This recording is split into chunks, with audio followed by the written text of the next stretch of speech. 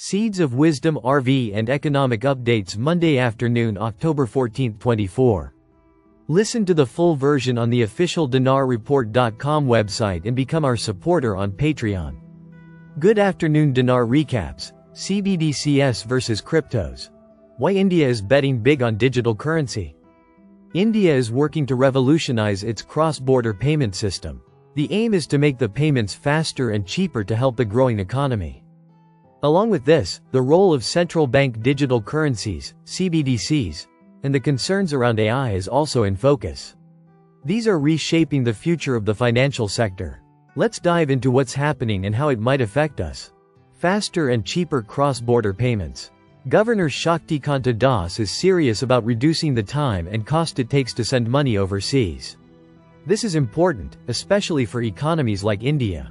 For expanding real-time gross settlement, RTGS, in India, he suggests using major currencies like USD, EUR and GBP. This can help in making smoother global payments. Das also said India is looking into cross-border payment systems. The government is exploring potential partnership with other countries to make cross-border payments easier for everyone. The promise of CBDCs. CBDCs have huge potential. They could transform the way we send money, especially across borders. India, taking a big step, has launched CBDC in December of 2022. It is available for wholesale as well as for retail users. The government is also planning to integrate CBDC with UPI and provide assistance to low internet connectivity zones. Governor Das believes that as cryptos are unpredictable, CBDC can be a safer option as it offers stability. This makes CBDC a better choice for everyday transactions. AI in banking. As AI becomes more common in the banking world, it brings both opportunities and risks. Das raised concerns about how AI could be misused. He warned that AI could lead to cyber attacks and data breaches if not handled carefully. Banks need to be cautious, using AI only when they have proper security in place. But AI isn't the only concern. Cryptocurrencies also pose risks to financial systems. Das is a strong supporter of CBDCs. He believes they can offer a more secure way to handle digital transactions, reducing the chaos that cryptos might cause. What's next? India is working hard to make big changes in the financial world. From making cross-border payments easier to promoting CBDCs, the future seems exciting. But there are risks, like the rise of AI and cryptocurrencies. With the right plans and smart policies, these challenges could turn into great opportunities, helping not just India but the global economy too. Sen. Haggerty's draft stablecoin bill could shape legislation. Indiana 2025, TD Cowen says. Black Small Square. Sen. Bill Haggerty's bill could serve as an outline for regulating stablecoins in 2025, TD Cowen said in a note on Monday. Black Small Square. Last week, Haggerty unveiled a discussion draft of legislation to create a regulatory framework for stablecoins.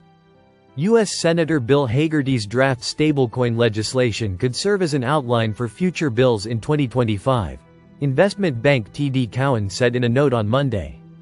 Last week, the crypto-friendly Tennessee Republican unveiled a discussion draft of legislation to create a regulatory framework for stablecoins. It includes a provision that says issuers that go over a $10 billion threshold may get a waiver from their federal regulator to then stay under their state's jurisdiction. The draft legislation also includes language around maintaining reserves on a one-to-one basis with reserves that have U.S. currency. This draft bill should form the foundation for the legislation that we expect Congress to enact next year. This is even more likely if Trump wins, as Haggerty is close to the former president, TD Cowen Washington Research Group's Jared Seiberg wrote. Haggerty is reportedly a potential contender for a role within Republican candidate Donald Trump's cabinet if he wins, either in a national security role or, as Punchbowl News reported in July, as Treasury Secretary. Haggerty also is a member of the Senate Banking Committee, which has jurisdiction over key agencies, including the U.S. Securities and Exchange Commission. Haggerty said his draft stablecoin bill is very similar to work being done by House Financial Services Chair Patrick McHenry, RNC, and Maxine Waters, D. Califf. Waters and McHenry have been working on their bill over the last 2 years. The bill advanced out of the Republican-led committee last year but has not gained much traction.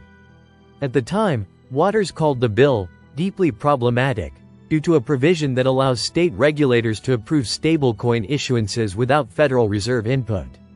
Bipartisan consensus over which regulators have oversight will be vital, Syberg said. Key will be finding bipartisan agreement on which regulators will oversee stablecoins.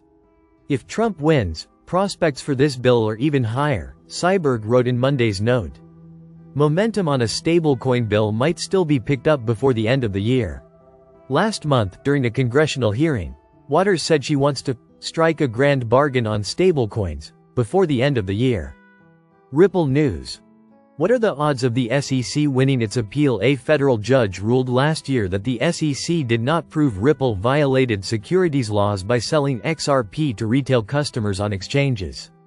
Recently, the SEC announced it would appeal this decision, and Ripple has filed a cross-appeal in response, adding another layer to the ongoing legal battle.